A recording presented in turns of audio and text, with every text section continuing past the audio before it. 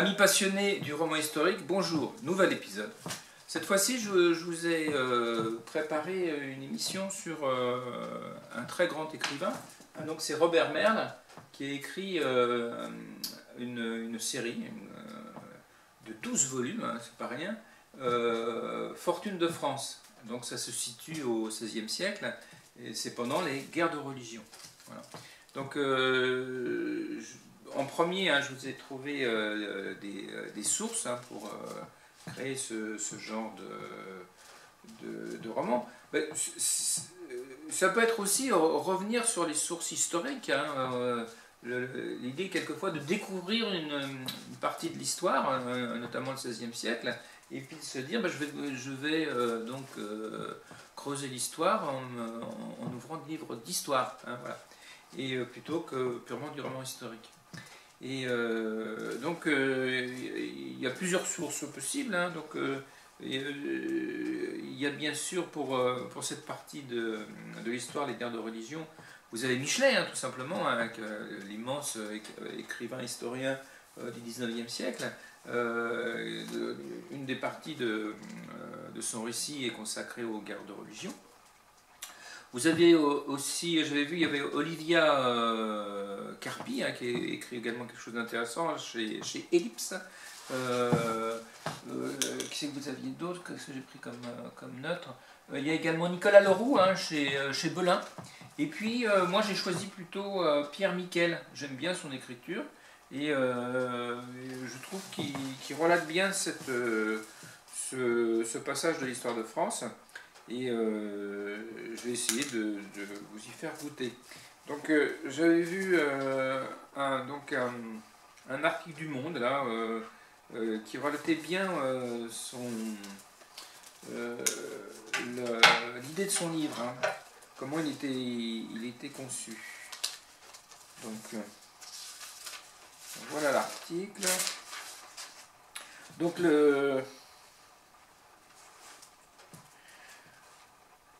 les luttes religieuses du XVIe au XVIIIe siècle. Le 6 août 1523, l'évangéliste Jean Vallier brûle en place de Grève à Paris.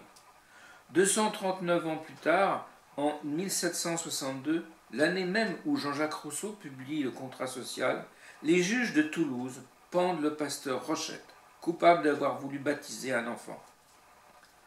Entre ces deux dates, mais surtout au XVIe et à la fin du XVIIe siècle, la guerre civile, les massacres, les tortures ensanglantent, ruinent et détruisent presque le royaume de France. Avec les guerres de religion, Pierre Miquel, historien des crises morales de la société française, l'affaire Dreyfus, la paix de Versailles et l'opinion publique en France, rouvre un dossier passionnant, celui de la lutte inexpiable, plus atroce et plus acharnée que n'importe quelle autre guerre civile, de deux factions qui ne partagent pas la même conception du monde. La réforme protestante est fille de l'imprimerie, comme elle véhiculée par les marchands, les lettrés, les clercs, elle vient d'Allemagne et se cantonne, au début en tout cas, dans les centres urbains. Strasbourg devient très vite le refuge et le bastion des luthériens. Mais c'est de Lyon, deuxième ville de France, et proche de Genève, que partent les centaines de volumes, libelles, pamphlets de la propagande calviniste. Une nation coupée en mille. La réforme ne coupe pas la France en deux, mais en mille.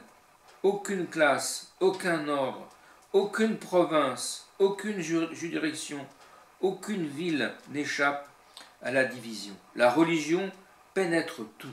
Ce qui choque surtout les catholiques, c'est le mépris des protestants pour la messe, le culte de Marie et des saints. Par quelle aberration blasphématoire s'indignent les pasteurs? Peut-on un instant imaginer que le corps du Christ, morcelé en millions d'hosties, se fait périodiquement ingurgiter par les fidèles? Comment peut-on croire, répondent les catholiques, que Dieu, dans son infinie sagesse, ne tienne pas compte des œuvres des bons chrétiens? Le débat ne reste pas purement académique. Il fait au long du XVIe siècle des centaines de milliers de morts. La guerre intérieure connaît deux phases principales. Jusqu'à la mort d'Henri II, en 1559, le royaume est en conflit avec l'empire de Charles Quint. Et les rois de France ne songent pas encore à extirper l'hérésie, d'autant qu'ils n'en ont pas les moyens, et que les protestants se battent aussi loyalement que les autres. La paix honteuse de Cateau-Cambrésis touche à la paix honteuse de Cateau-Cambrésis, tout change. Le pouvoir royal affaibli prend en main la répression. La violence change de ton, souligne Pierre Miquel, parce que les nobles et les parlementaires qui changent de religion remettent en cause la monarchie. Mais les réformés tiennent le Béarn, le Languedoc, presque entier, le Poitou, plus quantité de villes grandes, petites ou moyennes. Sur tout le territoire, les princes des deux religions prennent les armes, quémandent l'aide espagnole, anglaise, engagent des reîtres et des mercenaires suisses. Des régions entières, comme au temps de la Grande Peste, sont désertées. Des villes aussi importantes que Rouen, pillées et rasées. Pierre Miquel montre bien le mélange d'ambition féodale, d'intérêts économiques centrifuges, de tentations antiroyalistes qui sous-tendent ces guerres, mais jamais il ne néglige la part prépondérante de l'irrationnel. Le génocide des paysans vaudois de Provence en 1545 ne profite à personne, même pas à ses initiateurs. Le Paris affamé et cannibale de la Ligue, assiégé par Henri IV, ressemble par bien des traits au Münster des anabaptistes. Même dictature absolue d'une petite fraction de la population pauvre sur le reste de la cité consentante, même exécution féroce des tièdes, même pression religieuse et mystique qui débouche volontiers sur des processions orgiaques. Dans la tourmente, la personnalité d'Henri IV prend une envergure exceptionnelle. Grâce à son sens de la mesure, à son autorité, il sauve véritablement l'unité nationale, évite l'Holocauste. L'édit de Nantes met fin à la guerre civile, qui pourtant, dès la mort du roi en 1610, renaît sous une autre forme. Au XVIe siècle, on extermine les corps. Au XVIIe siècle, les dévots et les jésuites, secondés par l'appareil administratif, entreprennent de briser les âmes. C'est la guerre des procureurs.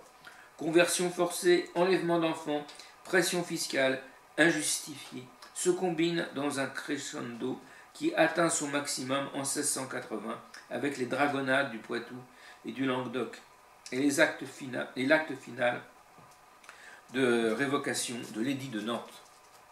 Malgré les fermetures des frontières, 200 000 personnes parviennent à s'échapper. La population de Genève triple et un Berlinois sur 5 est français. Il n'y a pratiquement plus en France d'ailleurs que sur les galères de tenants de la dite religion réformée. Les révoltes camisards au début du XVIIIe siècle ne sont que des soubresauts. La raison catholique, faute de pesant, a gagné. Voilà, donc c'est un bon résumé du livre. Donc je vais vous citer quelques passages. Alors c'est Huguenot de Languedoc.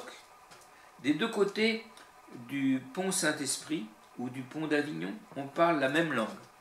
Les Vaudois n'ont pas tous gagné Genève. Quelques-uns ont passé clandestinement le Rhône pour se retrouver en pays de Languedoc. De chaque côté du fleuve, les vallées se correspondent. De la Durance, on suit le Gard, puis le Gardon jusqu'à la Cévennes. De l'Aigle, on rejoint la Tave ou la Cèze, ces charmants petits rapides où les truites se sentent à l'aise. Par Pont-Saint-Esprit, on débouche sur la vallée de l'Ardèche qui conduit à Aubenas. Excusez-moi. Ces vallées ne sont pas perdues. Les voyageurs de Lyon, d'Avignon, de Beaucaire les remontent. Ils traversent aussi la montagne de Lyon à Nîmes, par Bagnols-sur-Cèze, de Lyon à Montpellier, par le Puy, et Alès, en Ardèche. Ceux qui travaillent la laine ou les peaux ont toujours les yeux fixés sur les grandes foires de Lyon. En s'installant dans les Cévennes, les Vaudois, certes, ont cherché un refuge, mais ils ont aussi voulu rester par Lyon en contact avec Genève, où sont maintenant leurs frères. Aux paysans, aux artisans qui les recueillent. Ils évoquent les atrocités, ils donnent tous les détails possibles sur le génocide. Cela ne surprend pas en Languedoc. La tradition rapporte que, 4 siècles plus tôt, les seigneurs du Nord ont exterminé les habitants de Béziers. Le pape et les évêques donnaient alors la chasse aux cathares. Les cathares ont disparu, mais ont le souvenir de leur agonie. Les réfugiés vaudois racontent aussi que les évêques et leurs soudards ont systématiquement payé les terres. S'ils sont aujourd'hui en chemise, c'est qu'on leur a tout pris, le bétail, les instruments de culture. On a même vendu à l'encan leur récolte sur pied. Ces récits inspirent une émotion puissante aux habitants des Cévennes.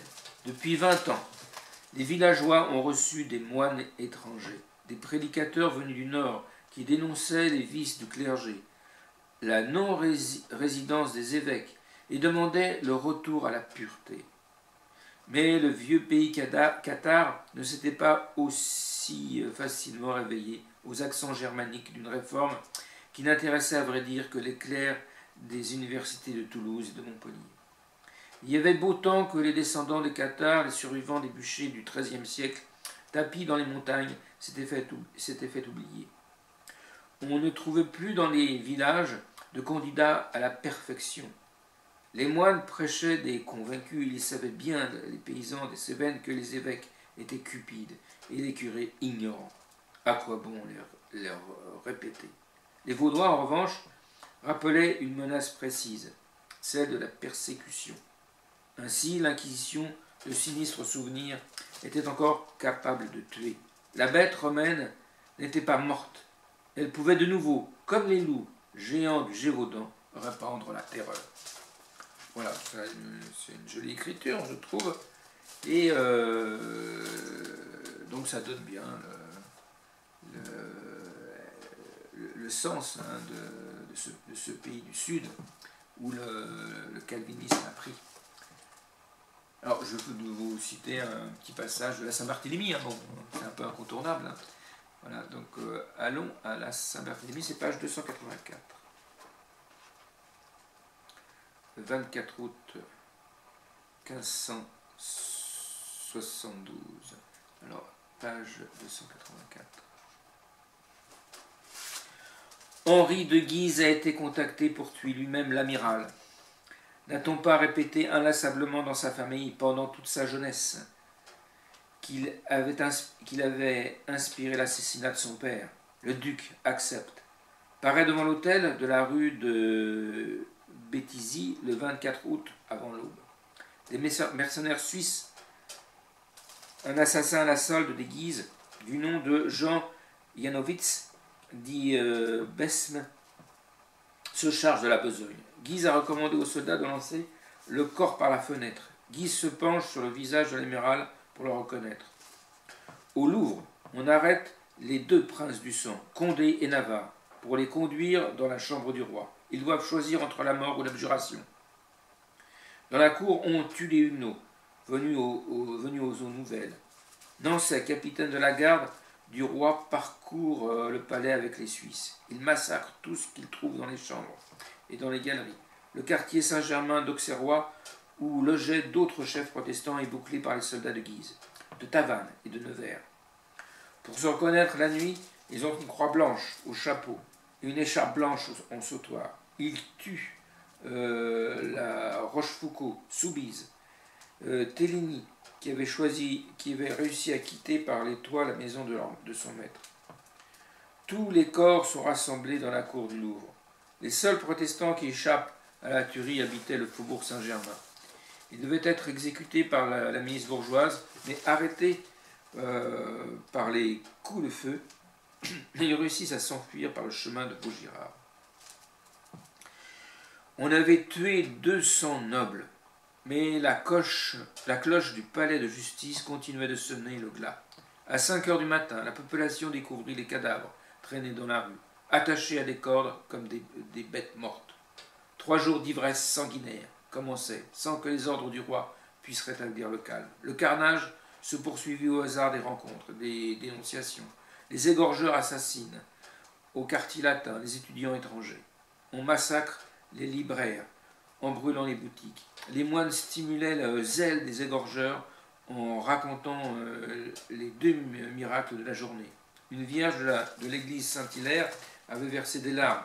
Une aubépine desséchée reverdissait au cimetière des innocents. Assurément Dieu voyait la Saint-Barthélemy d'un bon œil. Assurément la Vierge pleurait sur les douleurs que lui avaient infligées les hérétiques. Les massacres se poursuivaient de plus belle. On tuait les orfèvres, les changeurs, les étrangers.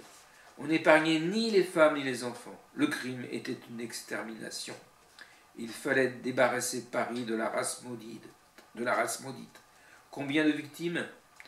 Les appréciations varient. Les cadavres étaient dénudés, jetés dans la Seine qui rougissait de leur sang.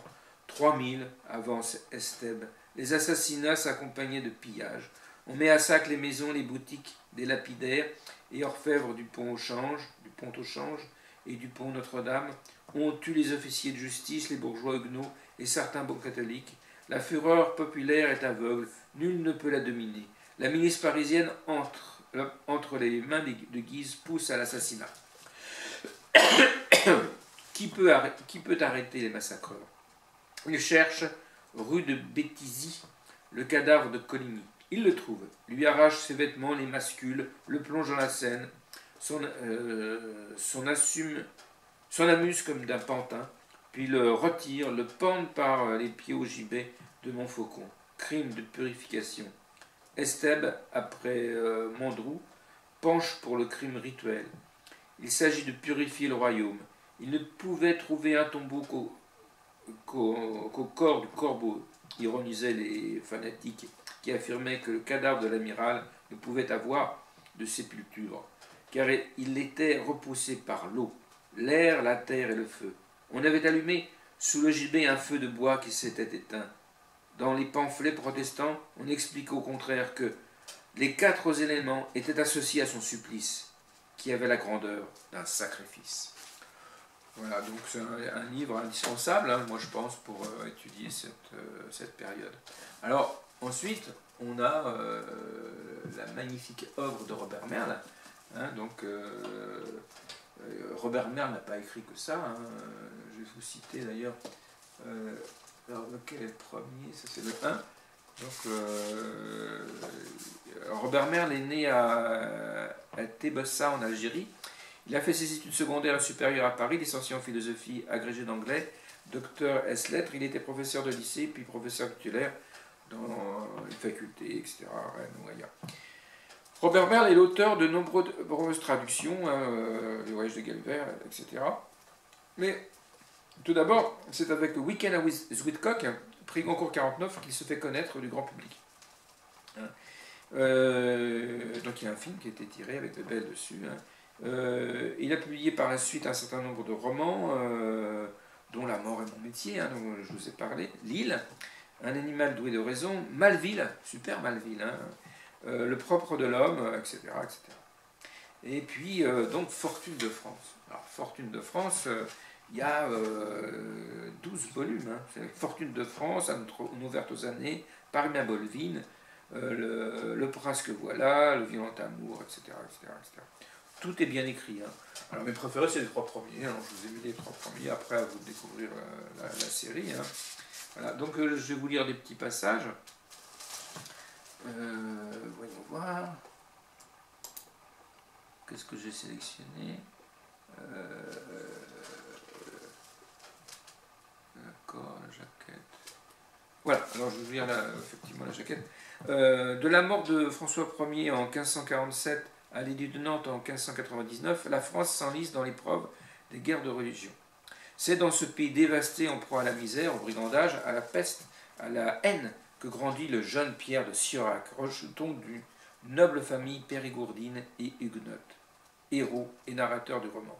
Dès ce premier volume d'une saga qui nous conduira jusqu'à la fin du siècle, c'est toute une époque qui revit à travers l'histoire de Sirac, avec ses paysans, ses princes, ses hommes d'épée ou d'église, ses truculences et ses cruautés, sa langue aussi savoureuse, colorée, merveilleuse, restituée au lecteur d'aujourd'hui. Époque où peu à peu va naître une exigence de tolérance et de paix, aux échos en écho aux cris d'indignation et d'espoir de Michel de l'Hôpital. Ne verra-t-on la fortune de France relevée? Voilà. Ensuite, page 19. La noblesse de ma famille. Alors, c'est tout au début. Hein. Alors, la noblesse de ma famille ne compte pas ces 8 quartiers.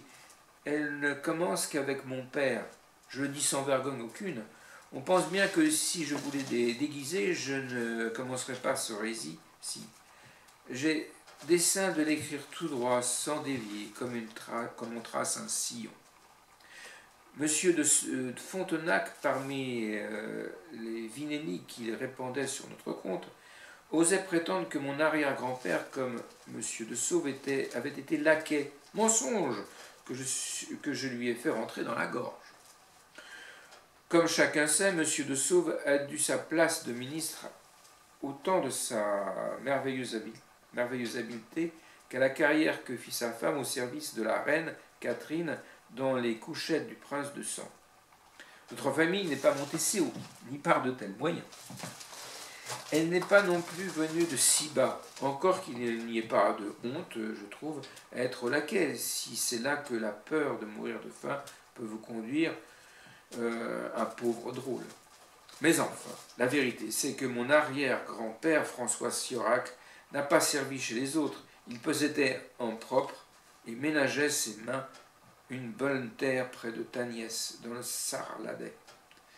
Je ne puis dire l'étendue de son bien, mais il n'était ni petit ni médiocre, à en juger par la taille qu'il payait au roi, la plus élevée de sa paroisse. Il n'était pas non plus avare, puisqu'il baillait 10 sols par mois à son curé pour que Charles, son cadet, apprit le latin, avec l'espoir peut-être de le voir curé à son tour. Voilà, donc il écrit le début de tout ça, quoi. Donc, page 170, 71, 87, le calvinisme, qui compte beaucoup, bien sûr, dans le cours du récit. 170. Alors, le ministre du roi ne mit pas 8 jours à me convertir. Encore fit-il en ce laps de temps bien d'autres choses, car c'était un homme d'une activité inlassable, toujours à chevaucher par les combes et les pêches. Alors, les combes, c'est les vallons, et les pêches, ce sont les hauts, pour prêcher la bonne parole parmi le populaire, en Languedoc. Avant d'ouvrir la bouche, il avait, quant à moi, parti à demi gagné. La messe à Mespèche, je l'avais noté dans mes ans les plus tendres, c'était l'affaire des femmes et des domestiques. Le culte catholique, c'était le curé Pincette, ignare, ivrogne et paillard, posant en confession des questions curieuses à l'extrême et que j'écoutais avec confusion, tant elles m'apprenaient de choses. C'était aussi les méchants qui avaient brûlé Anne du Bourg, et avant lui cette longue série de martyrs dont la frérèche citait les noms avec vénération. Je n'admirais rien au-dessus de mon père, de l'oncle Sauveterre, et par eux, je prenais déjà un parti, celui des Huguenots persécutés, avant même d'adhérer à une foi. Cependant, je n'y adhérais pas sans quelque réticence, que je compris qu'il fallait taire pour ne pas entrer plus avant en querelle avec le père que j'aimais. Ainsi, je trouvais obscur ce qu'on me disait du salut qui se gagnait par la grâce, non par les œuvres. Et de mon point de vue, peut-être simpliste, la religion de ma mère me satisfaisait là-dessus davantage. J'étais en outre attaché au purgatoire, que je tenais pour une institution bien commode, où, dans mon repentir, j'aurais accepté de faire un court séjour pour me laver de mes fautes, et en particulier de mes jeux avec la petite Élix. J'étais plus attaché encore à la Vierge Marie qui, dans mon esprit, s'identifiait à Barberine, à son sein chaleureux, à son doux visage, à ses bras consolants. Dans cette religion nouvelle, il n'y avait, si j'ose exprimer ainsi ma puérile opinion, que des hommes à aimer. Ce que je sentais alors, je le pense toujours en quelque façon. Puisqu'aucun créateur, même quand nous repoussons les images, les idoles, ne peut échapper à la ressemblance de l'homme. N'est-ce pas pitié que rien de la femme ne soit divinisé, et pas même sa fonction maternelle. Mon père avait fait promettre à ses fils le secret de la décision de la frérèche, tant que je ne serais pas rallié, et pendant les 8 jours que dura mon instruction, ma mère, les frères Sirac et tous les domestiques ignorèrent que Mespèche allait basculer, eux compris, dans le camp de la réforme. Encore mon père se réserva-t-il Isabelle de Surac pour la bonne bouche, car il la consigna dans sa chambre avec Franchou, le dimanche 22 décembre au soir. Il avait décidé de profiter ce soir-là de la présence dans nos murs de Jonas, Cato et Cabus pour entreprendre, après le dîner, la conversion en masse de nos gens. Voilà. Donc, justement, on va voir cette conversion en masse, page 87, page 187. Voilà. Moussoulou Baron, reprit Coulombe, est-ce que désormais on fêtera la fête des saints à Mespèche, comme on a fait jusque-là? On se regarda, et mon père hésita à répondre. Sauveterre dit d'un ton sec, il n'y a pas de raison de fêter désormais les fêtes des saints, puisque dans la religion réformée, nous n'en célébrons pas le culte. Je me le pensais aussi, dit Coulombe, d'un ton funèbre. Il ferma les yeux. Tous les regards convergèrent vers lui, et un silence désolé s'abattit sur la table. Il y eut parmi nos gens une telle consternation et un si grand ébahissement qu'ils ne surent plus, si j'ose dire, à quel saint se vouer. Ils venaient de comprendre qu'ils avaient perdu, en cette seule soirée, une bonne cinquantaine de jours chômés par an. Et oui. Alors, ça c'est pour le tome 1. Donc, je vous ai préparé également des petits passages pour le tome 2. Alors, le tome 2, on sort du Sarladais, le Sarladais qui est dans le Périgord. Hein, et là, il va faire ses études à Montpellier. Donc, c'est intéressant aussi. Hein. Enfin, c'est super bien écrit. C'est très très bien comme livre. Alors, je joue simplement une seule page. Donc, j'ai pris également une page pour le tome 3. Voilà, donc tome 2. Donc, c'est la page. Le tome 2, la page 239. 239. 239. Le chancelier s'apporta, était le chef coiffé de son bonnet carré de docteur, que toutefois, je gage, il devait quitter pour dormir. La face maigre, dure et osseuse, le poil, aile de corbeau, beau, l'œil noir enfoncé dans l'orbite et pointu. Vrilleur, insoutenable, le nez long et menaçant, deux profondes, amères et méprisantes rides de chaque côté de la bouche, lesquelles se perdaient dans son épaisse barbe noire. Et pour moi, je fus d'autant plus troublé de lui trouver la mine atrabilaire et tyrannique que j'allais lui demander, comme l'avait commandé le bon Rondelet avant son département, de me parrainer pour la durée de mes études. Havre de grâce, quel père j'allais me donner en guise et place de mon père naturel, lequel, sauf en ses colères, était si aimable et si tendre. Nous nous étions levés quand le chancelier s'était glissé en sa salle, et Forgassier et moi l'avions l'un après l'autre salué en latin, salutation auxquelles il ne répondit pas un traître mot. Il ne répondit pas un traître mot, mais nous laissant debout après la longue et minutieuse inspection qu'il fit de mon visage. Il s'assit sans nous prier d'en faire autant, puis sans cesser de me tenir dans les pinces de son regard. Il me dit en latin sur le ton le plus bref, « Apprends-moi qui tu es et ce que tu désires. Parle en très peu de mots, j'ai peu de temps. » « Monsieur le chancelier, je suis Pierre de Surac, dis-je, sachant bien qu'en me nommant je ne lui apprenais rien, et fort étonné qu'il mît des formes si rudes à notre entretien. Je désire que vous consentiez à être mon père pour la durée de mes études. As-tu reçu ton inscription?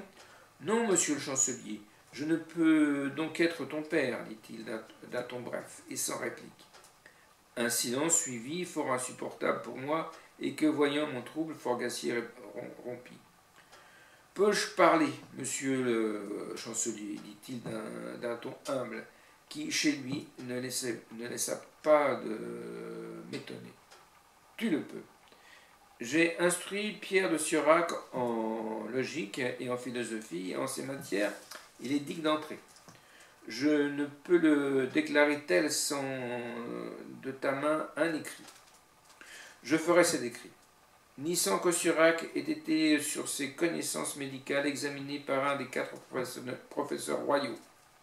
Le docteur Rondelet l'a sondé avant son département pour Toulouse et l'a trouvé capable. Le docteur Rondelet est mort, dit Saporta, sans que bougeât un muscle de sa face. Ergo, le docteur Rondelet ne peut opiner par écrit. Bien qu'on ne pût discuter la logique de cette proposition, son insensibilité ne laissa pantois. D'autant que le chancelier Saporta, s'accroisant, avait l'air d'enterrer mon inscription avec le pauvre Rondelet. Alors, que faisons-nous dit enfin Forgassier du même ton modeste et doux, dont je compris au bout d'un temps fort bref qu'il était le seul dont on pouvait user avec le chancelier. Je vais te le dire, dit Saporta.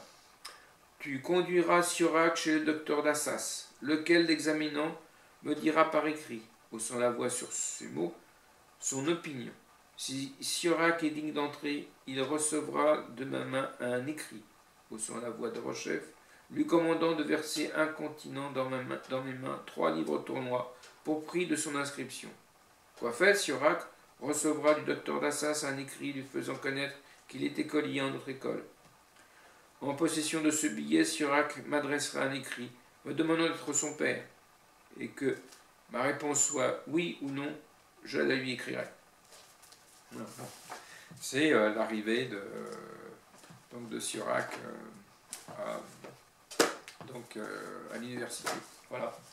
Donc ensuite, tome 3. Hein, tome 3. Tiens, je vais vous lire la jaquette, là, parce qu'il y a une évolution quand même. En vain, Pierre de Sirac s'attarde-t-il au nez créné de ses aïeux ou dans le Montpellier de ses études de médecine. Un duel le contraint de gagner la capitale pour y demander la grâce du roi. Voici donc Paris en 1572. La faveur du protestant Coligny auprès de Charles IX, l'infâme accouplement de la catholique Marot avec Henri de Navarre scandalise l'opinion. La haine entre les deux camps est à son comble. Pierre de Sirac découvre le monde des ruelles, du petit peuple, des ouvriers, des artisans, et puis le Louvre, les princes, les grandes coquettes dévergondées, les soldats et les maîtres d'armes, jusqu'au terrible matin de la Saint-Barthélemy, qui le verra s'échapper de justesse. Alliant magistralement vérité historique et entrain romanesque, Robert Merle poursuit ici la fresque inoubliable d'un demi-siècle de notre histoire qui se prolongera dans Le Prince que voilà, ce prochain. Voilà. Donc là, je vous en commente que 3. Hein. Donc là, on est à la page 537. Donc c'est un peu à la fin. 537. 537, 536. Il n'était point aisé d'approcher du quai au foin, tant la presse est grande d'hommes et de garces, lesquels, je le dis à Vergogne, huchaient et huaient comme furie en enfer. Tous les sens glacés, encore que la sueur ne coulât par tout le corps, la touffeur de cette nuit d'août étant insufférable. Nous n'avions guère appétit, pour dire le vrai, à voir de trop près cette sanglante fête, l'oreille au surplus étourdie par les aboiements et les sifflements inouïs de cette populace dont on ne savait où louir, si elle était loup ou serpent. C'est la Saint-Barthélemy, quoi. Hein. Nous tirâmes donc en aval de la rivière dans l'espoir de passer un des 2 ponts restants. Le pont Notre-Dame se trouvant clos par les travaux qu'on y faisait. Le quai de Port-au-Foin étant à partir de là discontinué et laissant place à une rive herbue, nous fûmes à plus de liberté, y ayant moins de monde, de cheminées, sans tant d'encombrement, et approchant du bord, là où la rivière qui était fort courante en son milieu s'accalmait. Nous vîmes de très près un grand nombre de corps dénudés, et sous la lune livide, que l'eau fluente balançait et virait sans bruit dans les grandes herbes des berges, lesquelles, en les enlaçant, les avaient retenus. Ah, lecteur, si horrible que fût cette vue, nous vîmes pis à quelques toises, car se trouvait là un grand attroupement de gens vociférants. Nous y fûmes, et poussé par je ne sais quelle inquiète curiosité, je dis à Florlich de m'ouvrir un chemin. C'est un compagnon. Ce qu'il fit rien qu'en avançant tout droit à son pas coutumier, fendant cette foule aussi aisément que Cotel, divisant une motte de beurre. Moi à sa suite, comme barquette remorquée par un chaland. Giacomi et Miroul dans mon sillage. Et là, je vis un large demi-cercle maintenu ouvert par des gardes du roi, lesquels refoulaient la commune de leur hallebarde à l'horizontale, tandis que 3 des leurs retiraient de l'eau un cadavre lequel, à ce que je vis, quand enfin ils le ramenèrent à terre, était nu, décapité et mutilé de ses pudendats. Voilà. Et les pudendats, c'est les choses de la vie, quoi. Voilà. Donc en Languedoc. Voilà. Donc ça vous donne une idée de ce très beau roman, hein, de ces très beaux romans, parce qu'il y en a 12, hein, de Robert Merle. Voilà, donc il est édité, tout ça est édité en plusieurs éditions. Là, je vous ai pris le livre de poche, hein, donc c'est peu onéreux, hein, donc, surtout sur l'enfant 12. Et donc c'est facile à trouver, vous trouvez en librairie, sur internet, enfin, absolument partout. Voilà, donc j'ai fini pour aujourd'hui. Pensez à acheter mon livre, Le Sable de Damas, hein, pour que d'autres puissent lire le deuxième tome. Je vous souhaite une bonne journée et à la semaine prochaine.